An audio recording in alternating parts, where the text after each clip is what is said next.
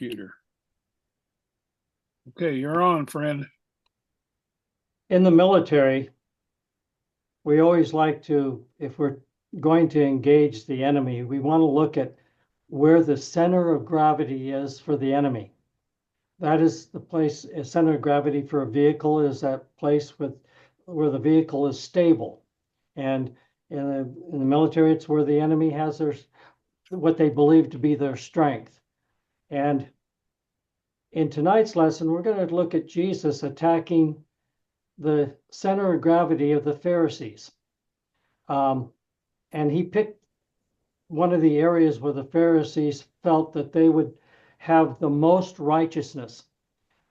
If you remember, we've been looking at the Gospel of Luke and how it emphasized that the Pharisees did not really keep to the Old Testament law. And with our study of the Sermon on the Mount, we realized that, the Old Testament law was not to create a burden so much on the Jewish people, but it was supposed to be where they would be in their hearts worshiping and serving the Lord. But the Pharisees made something different out of it.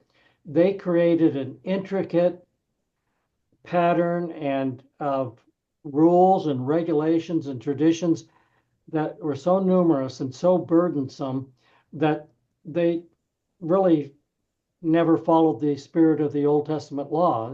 And their focus was on their self-righteousness and not on the righteousness that they depended on God to deliver to them.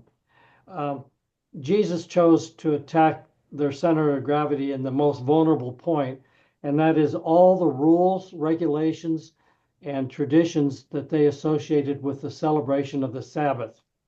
And so tonight we're going to look at two sections of chapter 6 of the book of Luke in verses 1 through 11. And these are two events that Luke tells about Jesus and what Jesus did on the day of Sabbath, which went right against everything that the Pharisees promulgated in terms of their rules and regulations, and directly challenged the Pharisees for their self-righteousness and for their obedience to their rules and regulations, and they're really ignoring what God really intended for them to do in terms of their relationship with God. So we're going to look at Luke 6, verses 1 through 11, and we'll focus on Jesus refusing to submit to these man-made rules by the Pharisees. And we're going to look at really what is the Sabbath and what did God intend the Sabbath to be, and why Jesus chose the Sabbath to go and point out to the Pharisees their hypocrisy and how their self-made religion was not in tune with what God demanded. So first we're going to read the narrative of these 11 verses from Luke, starting with verse 1, chapter 6. Now it happened on the second Sabbath after the first that he went through the grain fields, and his disciples plucked the heads of grain and ate them, rubbing them in their hands. And some of the Pharisees said to them, "Why are you doing what is not lawful to do on the Sabbath?"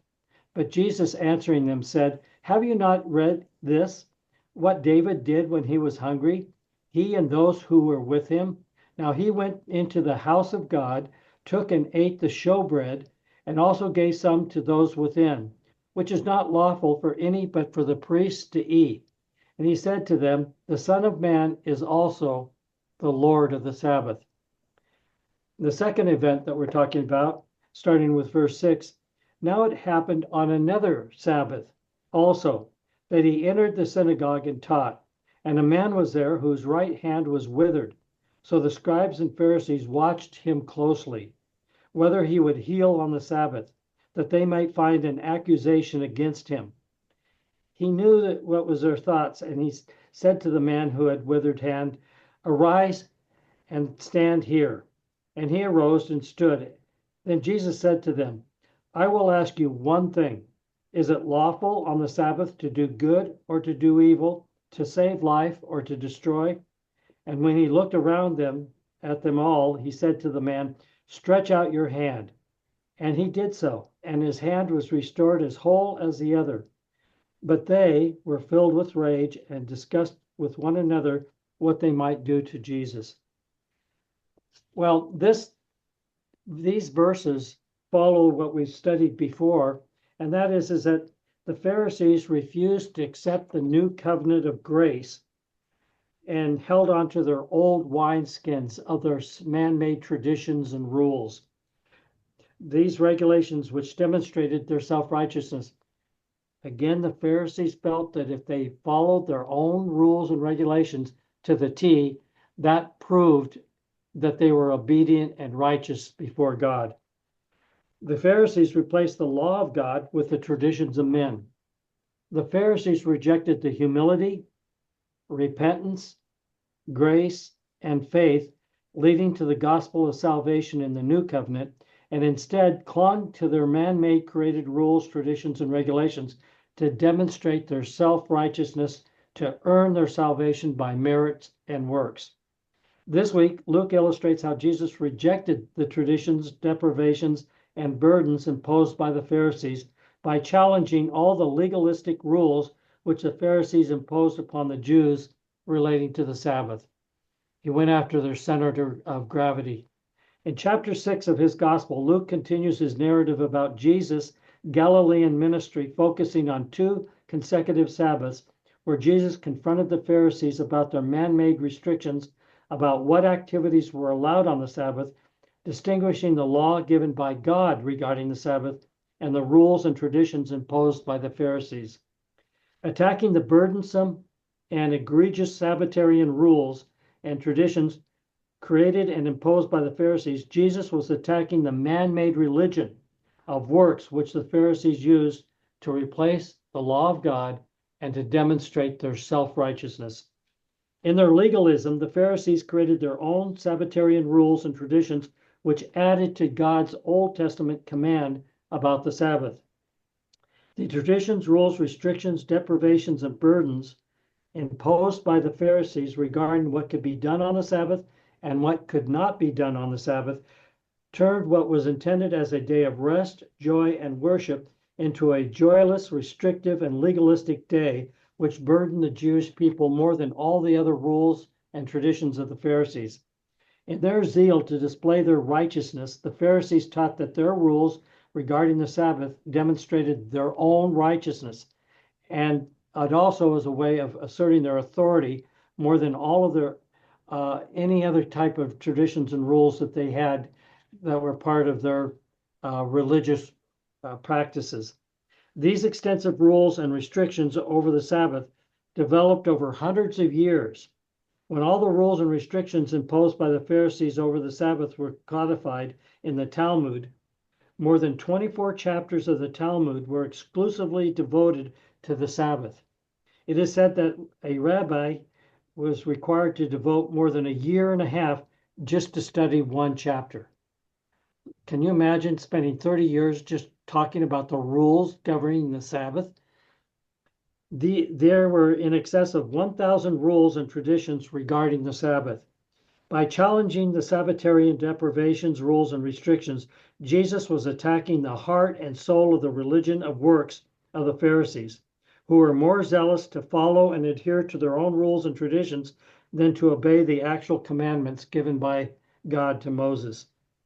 As the 4 Gospels revealed, the religion of the Pharisees was harsh, unmerciful, and uncompassionate, as we will learn from the reaction of the Pharisees to Jesus' challenge to their Sabbatarian rules.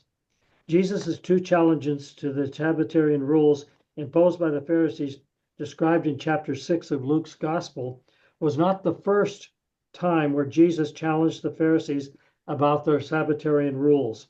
In the Gospel of John, John relates to Jesus healing the paralytic at the pool of Bethesda on the Sabbath when Jesus interrupted his Galilean ministry and traveled to Jerusalem to celebrate one of the pilgrimage feasts. Now, the pool of Bethesda was renowned for its healing. In John 5, when we studied the Gospel of John, we went through this, but as a reminder, in verses 1 through 3 and 5, Sometime later, Jesus went up to Jerusalem for a feast of the Jews. Now there is in Jerusalem near the sheep gate a pool which in Aramaic is called Bethesda, and which is surrounded by five colored colonnades. Here a great number of disabled people used to lie, the blind, the lame, the paralyzed, and one who was there had been invalid for 38 years. The pool was a mineral bath in Jerusalem where many disabled people came to be cured. Originally, the pool was located outside the walls of Jerusalem, but before Jesus' time, new walls expanding the size of Jerusalem were built, and the pool was located in the city. Incidentally, archaeologists have discovered where the pool of Bethesda was located. They've excavated it and cleared it out. And if you visit Jerusalem, you can go to this very pool and see where it was located. Biblical scholars differ as to whether the pool consisted of two parts, a spring which flowed through a weir to a separate pool, or a single pool created by runoff when a small valley was dammed up. The pool was surrounded by five covered colonnades so that those that came to the pool for healing would be able to rest in the shade. Verses 3b and 4, which are omitted from many of the translations of John's Gospel, references a superstition regarding the healings which took place at the pool. In verses 3b and 4, the omitted scriptures say, waiting for the moving of the water, for an angel went down at a certain time into the pool and stirred up the water. And then whoever stepped in first after the stirring of the water was made well of whatever disease he had. Now, this is a superstition, and it's not sure that there's really any documented case of the healing ever taking place because of this miracle, but the Jewish people believed it. These added verses explain why multitudes of disabled people went to the pool of Bethesda to be healed, and explain the paralytic's comments to Jesus that he had no hope of ever getting into the pool first because he was invalid. The stirring of the waters was most likely just caused by bubbles rising from the soils where the pool was located. The minerals in the pool most likely had a palliative effect, and many went to the pool much like we go to a mineral spa today. However, there's no evidence that anyone was ever immediately cured by the pool when the waters were stirred up. Most likely, those who came to the pool to be healed believed in the superstition that an angel caused the waters to move, and that the first person to enter the waters were miraculously healed of their infirmities. Again, there's not any evidence in history that shows that this actually took place. On the Sabbath at the pool of Bethesda in Jerusalem, Jesus healed the man who had been paralyzed for 38 years. When Jesus saw him, the paralytic, lying there, and knew that he had already been in that condition a long time, he said to him, "Do you want to be made well?" The sick man answered him, "Sir, I have no man to put me into the pool when the water is stirred up. But while I am coming, another steps down before me." Jesus said to him, "Rise, take your bed and walk." And immediately the man was made well, took up his bed and walked. The paralytic was immediately healed without Jesus saying a word about healing. Instead, Jesus commanded the man to rise, carry his bedding, which mostly was a straw bag, which he was placed on his back when he was carried, or he was able to assisted to go to the pool. And that day, the scriptures go on to say, and that day was the Sabbath. The Jews therefore said to him who was cured, "Is it the Sabbath? Is it not lawful for you to carry your bed?" Jesus knew that his command for the man to pick up and carry his mat violated the Jewish leaders' regulations about the Sabbath. By telling the man to do what he was forbidden to do on the Sabbath, Jesus was telling the man to obey God, even though it resulted in disobedience to the religious leaders.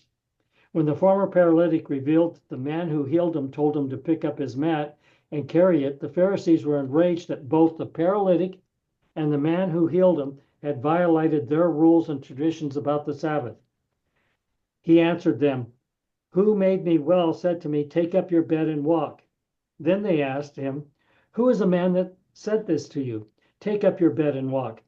But the one who was healed did not know who it was, for Jesus had withdrawn, a multitude being in that place. Afterward, Jesus found him in the temple and said to him, "See, you have been made well. Sin no more, lest a worse thing come upon you." The man departed and told the Jews that it was Jesus that had made him well. Knowing that Jesus was the one who not only healed the paralytic on the Sabbath, but also was a person who told him to disobey the rules about the Sabbath, the religious leaders wanted to persecute and kill Jesus. In John 5:16, for this reason the Jews persecuted Jesus and sought to kill him, because he had done these things on the Sabbath. Claiming equality with God the Father, Jesus condemned them for their pious hypocrisy and hyper-legalism. In John 5, verse 17, but Jesus answered them, my Father has been working until now, and I have been working. Refusing to recognize their own spiritual bankruptcy and callous hearts, the Pharisees wanted to kill Jesus because he had violated their rules by healing the man on the Sabbath, and because they believed that Jesus had committed blasphemy by claiming to be equal with God. Therefore, the Jews sought all the more to kill him, because he not only broke the Sabbath, but also said that God was his Father, making himself equal with God. Now, all of this occurred before the events that we're going to study in the Gospel of Luke. And so the Jews had already recognized that Jesus was challenging their rules and traditions, that he had healed this paralytic in Jerusalem on the Sabbath, and they were already furious because Jesus broke their traditions and rule, and they felt that they had the obligation to kill Jesus. Having decided to kill Jesus for his refusal to obey their Sabbatarian rules and for blasphemy, the Pharisees followed Jesus looking for more evidence violating their traditions and rules on the Sabbath, which segues into our study tonight. So it's this that really sets the stage for what we're going to read in the chapter, these 11 verses in Luke. The main message I want you to get from tonight's lesson is that no rules or traditions represented the self-righteousness, hypocrisy, deviation from God's law, and callousness of the Pharisees more than their Sabbatarian legalism, which burdened and oppressed the Israelites. Jesus challenged the man-made religion of the Pharisees in the one area which the Pharisees held dear to their heart: their rules, traditions, prohibitions, and restrictions, which they forced the Israelites to follow on the Sabbath. As the Lord of the Sabbath, Jesus declared his divinity and rebuked the Pharisees for replacing the law of God with their self-righteous religion of works.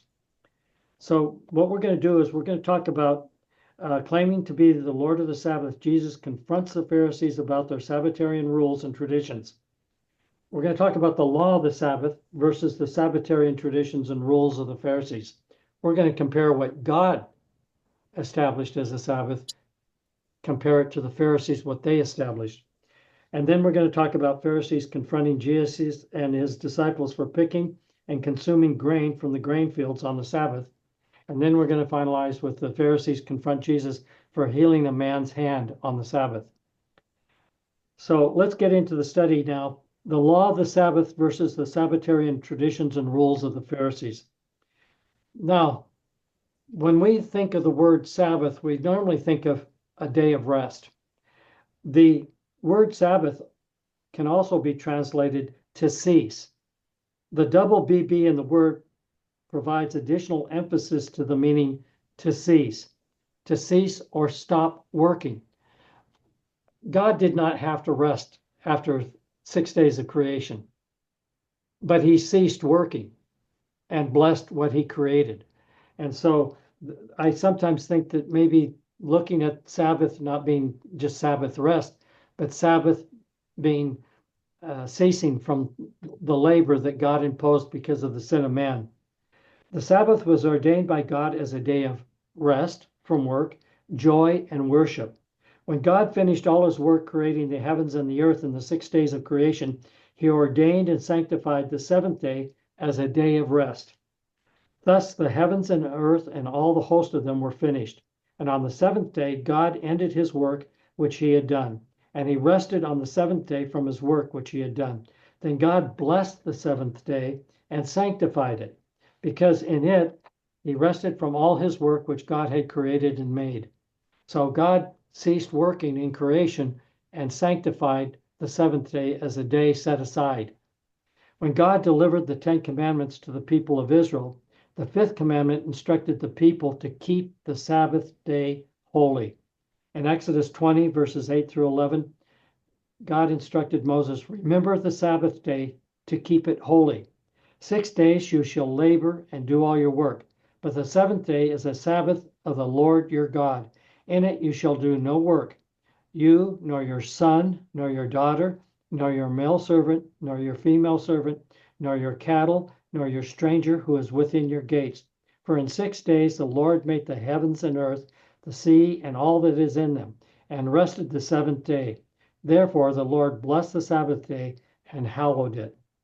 When God gave Moses instructions to build the tabernacle, God reminded Moses to speak to Israel again about keeping the Sabbath. And the Lord spoke to Moses, saying, "Speak also to the children of Israel, saying, Surely my Sabbaths you shall keep, for it is a sign between me and you throughout your generations, that you may know that I am the Lord who sanctifies you. You shall keep the Sabbath, therefore, for it is holy to you. Everyone who profanes it shall surely be put to death, for whoever does any work on it, that person shall be cut off from among his people. Work shall be done for 6 days, but the seventh is a Sabbath day of rest, holy to the Lord. Whoever does any work on the Sabbath day, he shall surely be put to death. Therefore the children of Israel shall keep the Sabbath, to observe the Sabbath throughout their generations as a perpetual covenant. It is a sign between me and the children of Israel forever. For in 6 days the Lord made the heavens and the earth, and on the seventh day he rested and was refreshed." So these are the only restrictions that God imposed with respect to the Sabbath. The people were not supposed to work on the Sabbath. The Sabbath was a day set apart to rest. The Sabbath was set apart as a holy day to worship God. Having imposed as a judgment against Adam, God imposed a requirement for a man to labor. However, in his mercy, God ordained and set apart the Sabbath as a day of rest and worship. The limited laws which God imposed upon his people regarding the Sabbath notwithstanding, the Pharisees developed their own rules, traditions, and deprivations and restrictions which burdened the Jewish people on the Sabbath. These extensive rules, deprivations, and restrictions imposed a heavy burden on the Jewish people on the Sabbath. These extensive rules, deprivations, not only imposed a burden, but they were adding to what the requirements that God imposed for the celebration of the Sabbath. As I mentioned above, these Sabbatarian rules were oppressive. In his treatise, The Life and Times of Jesus, the Messiah, Edersheim enumerated the Sabbatarian rules of the Pharisees, which were codified in the Talmud. The following are examples which are taken from his treatise on these Sabbatarian rules. And this is just an example of the type of rules that were imposed on the Jewish people by the Pharisees. One could not travel more than 3,000 feet, not more than 1,999 steps during the Sabbath day. However, if on the day before the Sabbath, you placed food 199 steps away from your abode, you could walk that 199 steps, and then you could go another 199 steps because the work was done the day before, supposedly. If a person lived in an alley with it has houses on both sides of the alley, with buildings on both sides, they could rope off both ends of the alley, and they could walk within that area as if it's their own abode, and they can walk 1,990 steps from where the alley was blocked off. A woman was not able to wear jewelry on the Sabbath day. A person could throw an object up into the air. If he caught the object with the same hand that threw it up, that was allowed. But if he caught the object with the other hand, he violated the law of the Sabbath. A tailor could not carry his needle, a scribe could not carry his pen, and a student could not carry his books. Nothing could be sold on the Sabbath. An egg could not be boiled, a knot could not be tied or untied. Nothing could be washed, and no one could bathe for fear that if the water fell on the floor, it would constitute washing and cleaning of the floor. If any candle was lit when the Sabbath day started, you couldn't put out the candle. And if the candle was unlit, it could not be lit during the Sabbath day. Cold water could be poured into hot water, but hot water could not be poured into cold water. No one was allowed to put false teeth into their mouth on the Sabbath day. Sowing, plowing, reaping, binding sheaves, threshing, winnowing, sifting, grinding, kneading, or baking bread was not allowed. So, and that's important for one of the things that Jesus did on the Sabbath day in the Gospel of Luke. These traditions, rules, prohibitions, deprivations, and restrictions were ungodly, harsh, and oppressive. These were the Sabbatarian rules which Jesus challenged. Speaking of these man-made rules and traditions, Jesus rebuked the Pharisees for the burdens they were placing upon God's people. In Matthew 23, verses 1 through 5, then Jesus spoke to the multitudes and to his disciples, saying, the scribes and Pharisees sit in Moses' seat. Therefore, whatever they tell you to observe, that observe and do, but do not do according to their works, for they say, and do not do. For they bind heavy burdens, hard to bear, and lay them on men's shoulders, but they themselves will not move with them one of their fingers. But all their works they do to be seen by men. These were a way for the Pharisees to show their self-righteousness, to show their superiority, to show their hypocrisy. So, with this background of what took place in Jerusalem when Jesus healed the paralytic, and the Pharisees having decided that Jesus violating their traditions was merited Jesus being put to death, now we pick up with the two incidents that come from the Gospel of Luke. The Pharisees confront Jesus and his disciples for picking and consuming grain from the grain fields on the Sabbath. Now it happened on the second Sabbath after the first that he went through the grain fields, and his disciples plucked the heads of grain and ate them, rubbing them in their hands. And some of the Pharisees said to them, why are you doing what is not lawful to do on the Sabbath? But Jesus answering them said, have you not even read this, what David did when he was hungry, and he and those that were with him, how he went into the house of God, took and ate the showbread, and also gave some to those within, which is not lawful for any but the priest to eat. And he said to them, the Son of Man is also the Lord of the Sabbath. When Jesus was referring to David, David was fleeing from Saul, and his men had come where the tabernacle was located, and they were hungry. And he asked the priests that were attending to the tabernacle whether they had food, and the priests went and gave David and his men the showbread. Now the showbread sat on the golden table that was in the holy of the holies, not the most holy, but the regular part of the holies of the tabernacle. And what they did, they would once a week replace the showbread, and when they put the fresh bread there, then only the priest could eat the showbread that was taken off the table. But in this case, David did not follow the Levitical law dealing with the showbread, and he was given and he gave the bread to himself and to the men to eat. And because David was hungry. And Jesus is saying that David was hungry, and it was more important that David's men get fed than for them to go starving, than to obey regulation of the Sabbatical law. So anyway, Jesus and his disciples ignored the Sabbatarian rules of the Pharisees by walking through the grain fields, picking the grain from the stalks, rubbing them to remove the shafts, which they threw into the air, and by eating the grain. Well, we talked about some of the rules of the Sabbath regarding threshing, and so here's the violations that the Pharisees saw. They were traveling more than 1,999 steps. They're walking through a field of grain. They were harvesting the grain. Picking equals harvesting. They were threshing the grain by removing the chaff, rubbing the grain between their hands, and threshing it.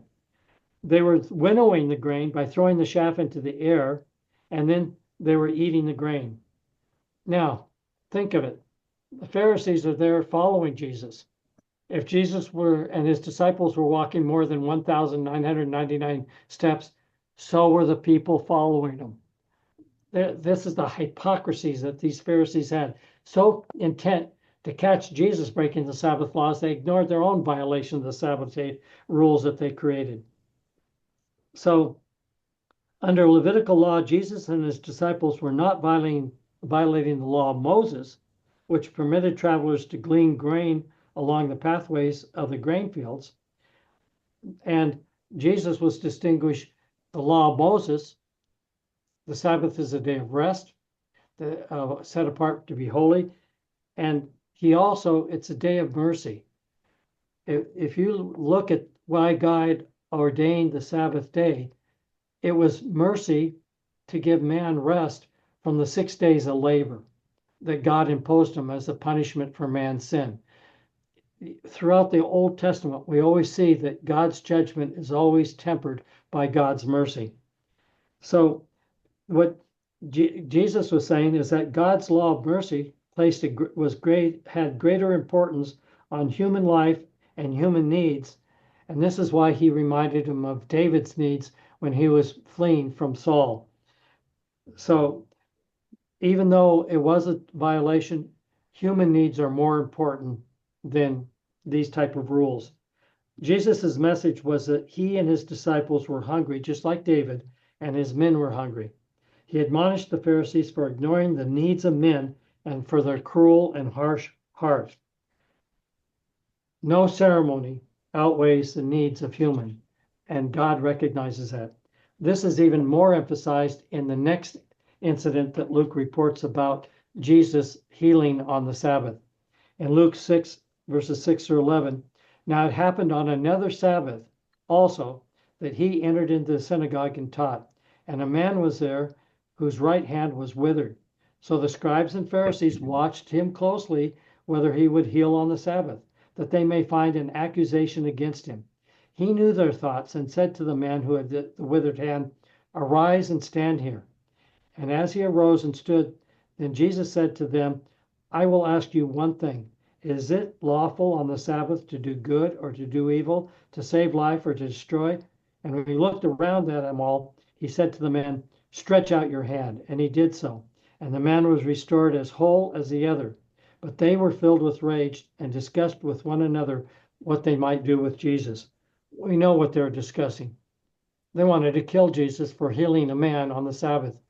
Again, Jesus is emphasizing that the needs, in God's mercy, the needs of a man to be healed are more important than any of the traditions of the Pharisees dealing with working on the Sabbath.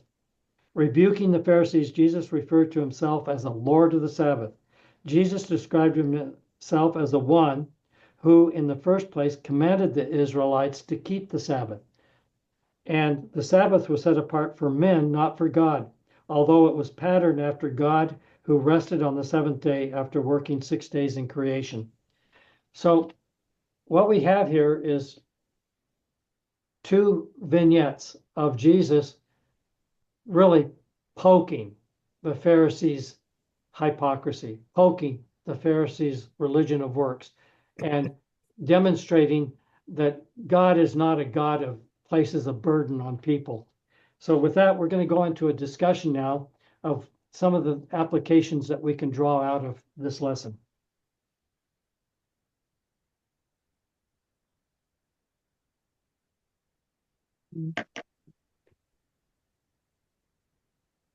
Okay.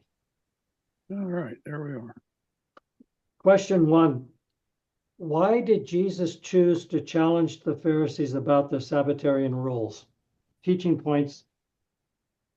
As far as conclusions, let's go back to Matthew 11, verses 28 through 30, where Jesus said, "Come to me, all who labor and are heavy laden, and I will give you rest. Take my yoke upon you and learn from me, for I am gentle and lowly in heart, and you will find rest for your souls. For my yoke is easy and my burden is light." Man-made religion of the Pharisees placed a yoke and burden on God's people. The Sabbatarian rules promulgated and practiced by the Pharisees were especially egregious and represented the self-righteousness religion of works invented and practiced by the Pharisees. As the Lord of the Sabbath, Jesus purposely ignored the man-made rules of the Sabbath to distinguish the law of mercy and grace from the law of works, and by doing so forced the Pharisees to make a choice to accept Jesus as God or to reject Jesus and cling to their own religion.